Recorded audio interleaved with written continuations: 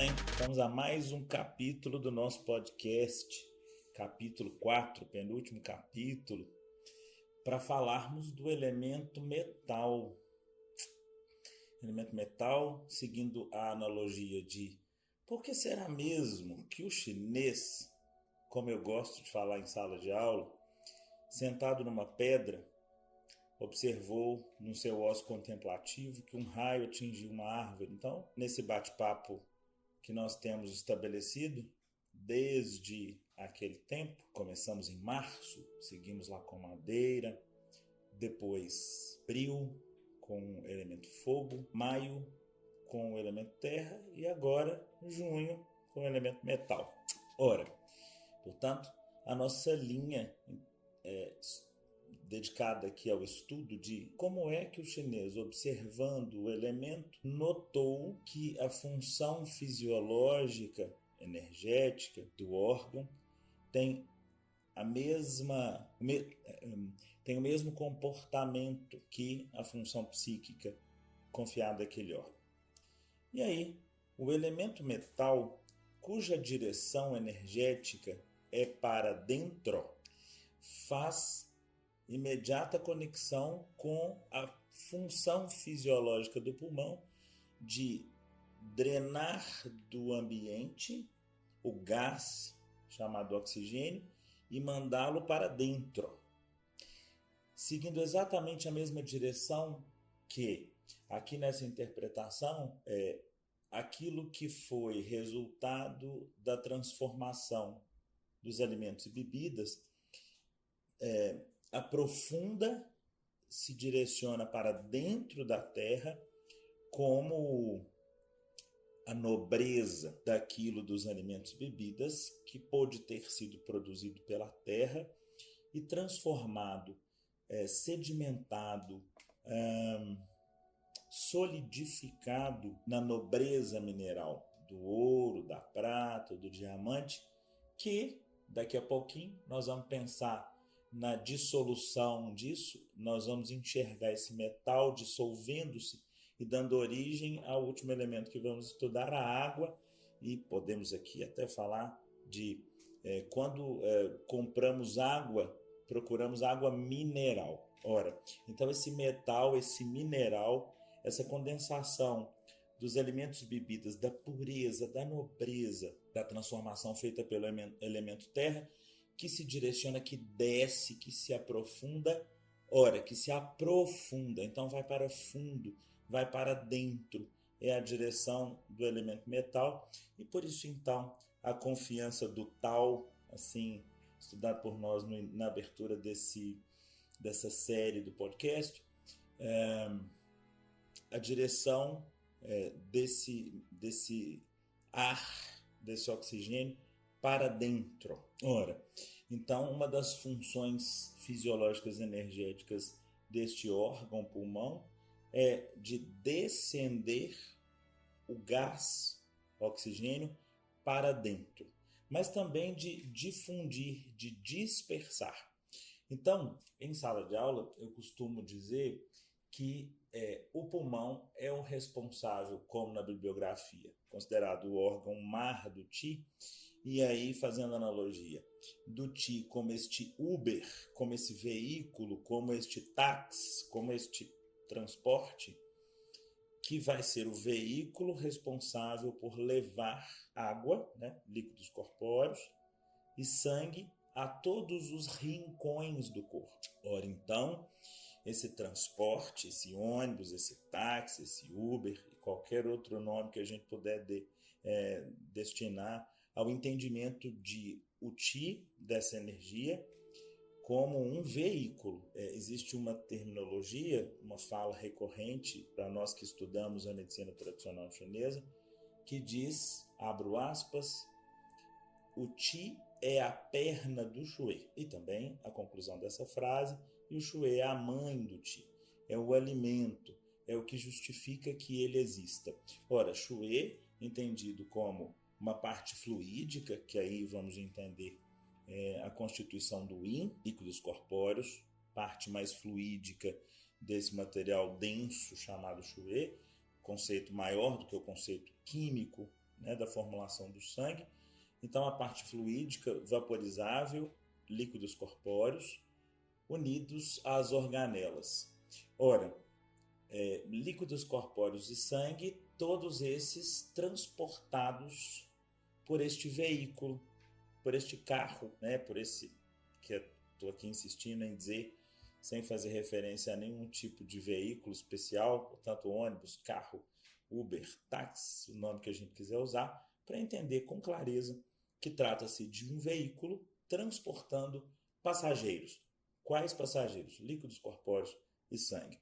E por isso, então, a capacidade, a competência, a entrega funcional energética deste elemento que, como metal, é fruto do afundamento, assim como a função energética do afundamento, da descensão do oxigênio e a distribuição para todos os rincões do corpo. Sabendo agora que isto é condição sine qua non, condição sem a qual não se pode levar sangue e líquidos corpóreos a toda e qualquer parte do corpo.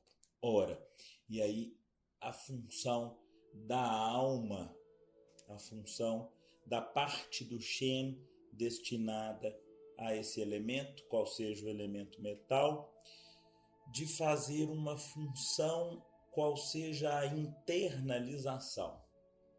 Então, a constatação factual, partindo do princípio de que a iluminação que advém do elemento fogo, elemento visto por nós há 2 meses atrás, a claridade que se coloca nos objetos para que eles possam ser apreendidos, já que vimos no elemento fogo a capacidade da iluminação dos objetos para só então eles serem considerados como executados, tragados, drenados para uma consciência, sabendo, portanto, que consciência é a capacidade de deitar foco, então direcionar, tal como uma luminária, a luz para aquele objeto que se pretende capturar sensorialmente. Agora, uma vez iluminados e no elemento terra que vimos no mês passado, a capacidade de identificar, e identificar é pegar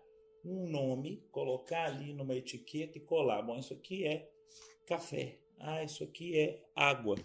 E a partir disto, o significado contido ali, ele vai ser particular, ele vai ser subjetivo, ainda que conceitos básicos, diários, como água, café, a partir da história do sujeito, o significado atribuído por esses sujeitos passa pela sua própria história, mas sim, se não sem sombra de dúvidas, a identidade, a etiqueta, o nome que se coloca, feito pelo elemento terra, que é onde se metabolizam alimentos e bebidas, tal qual metabolizam-se palavras e seus significados.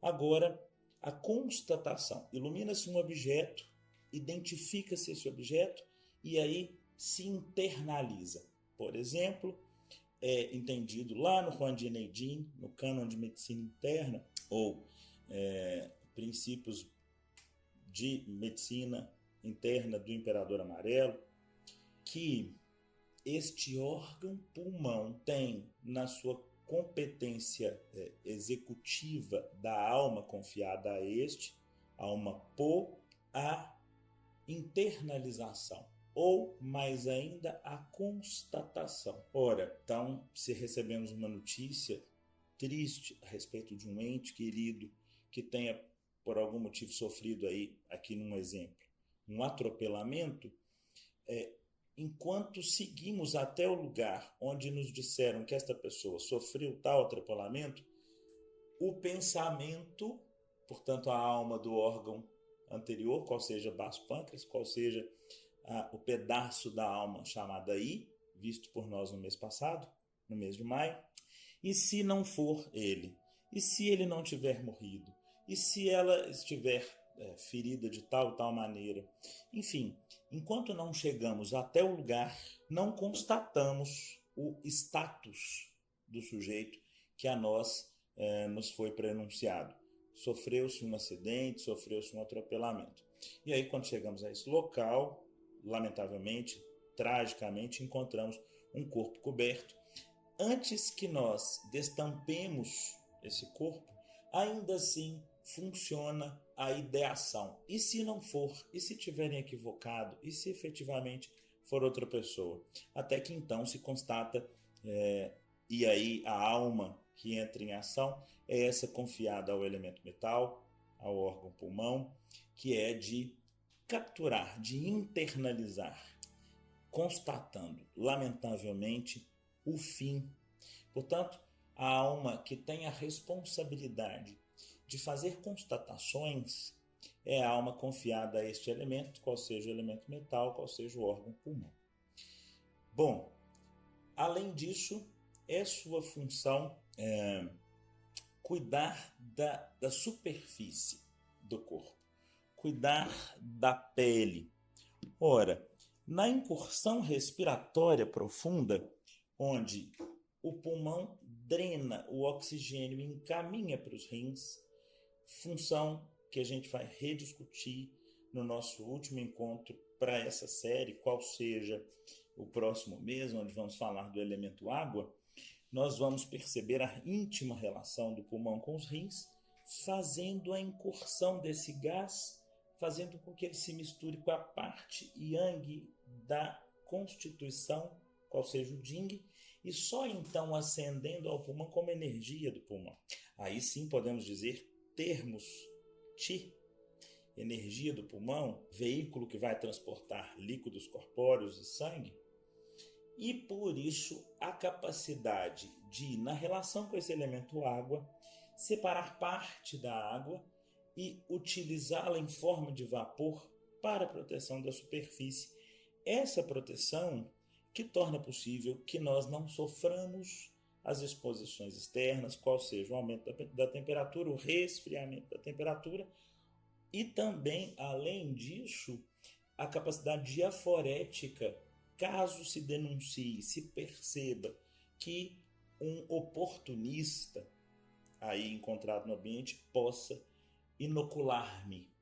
Portanto, uma das funções também da fisiologia energética desse órgão conhecido como pulmão é de, na relação com o elemento água, drenar parte desta água e vaporizá-la na superfície, fazendo na pele uma tela protetora que nos defende da invasão de micro-organismos.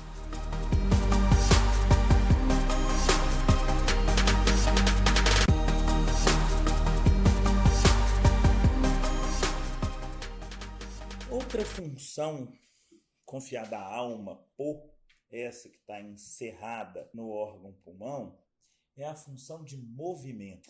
Ora, seria interessante que nós estivéssemos com a possibilidade, e podemos fazer isso noutra oportunidade, de, uma vez em vídeo, fazermos um desenho que denunciaria aquilo que eu recurso para estudar com os interessados na medicina tradicional chinesa, essa tal função de movimento.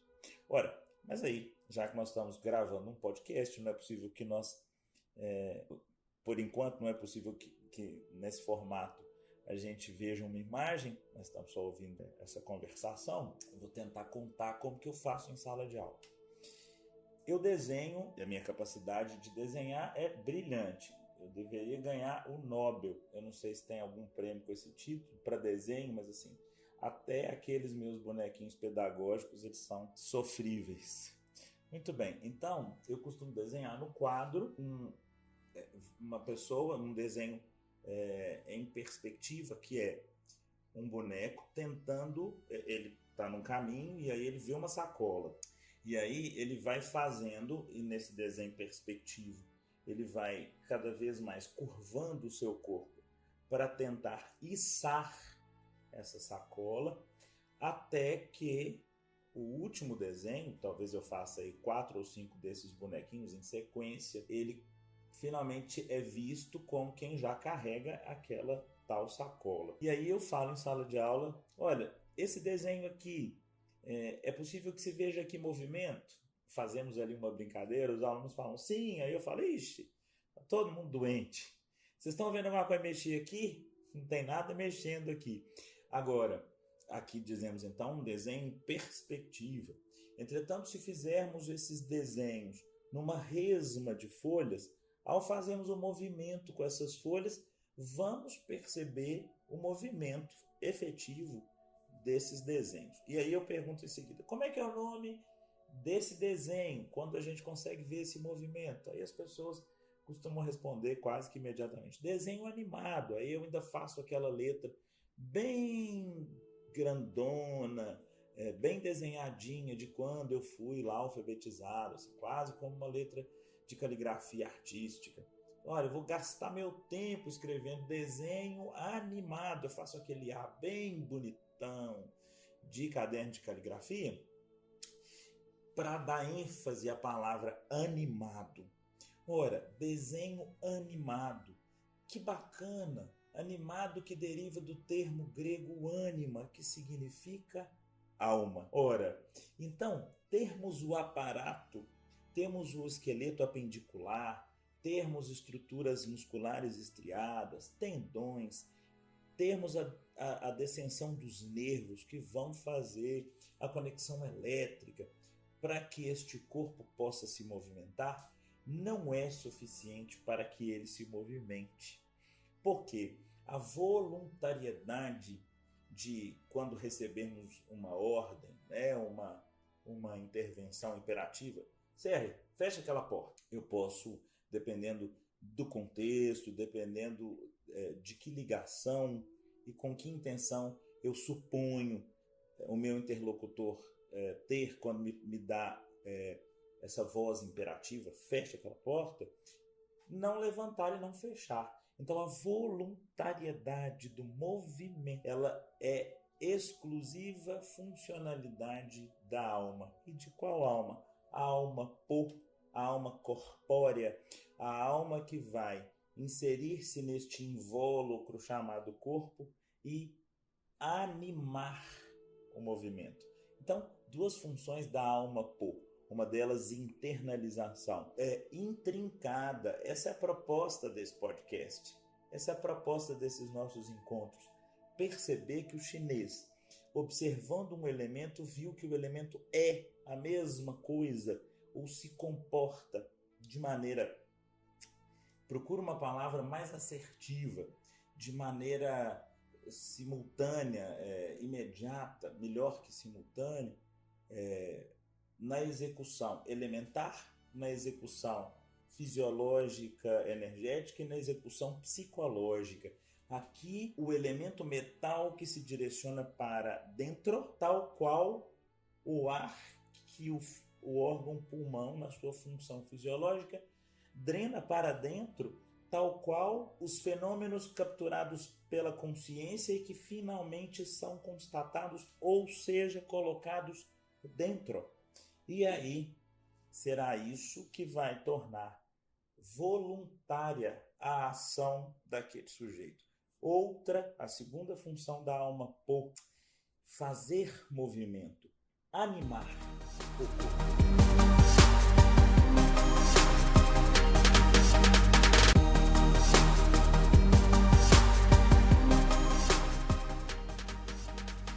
Então, elemento metal, nosso encontro do mês de junho, onde vimos a similaridade, a simultaneidade elementar, fisiológica, funcional e psicológica.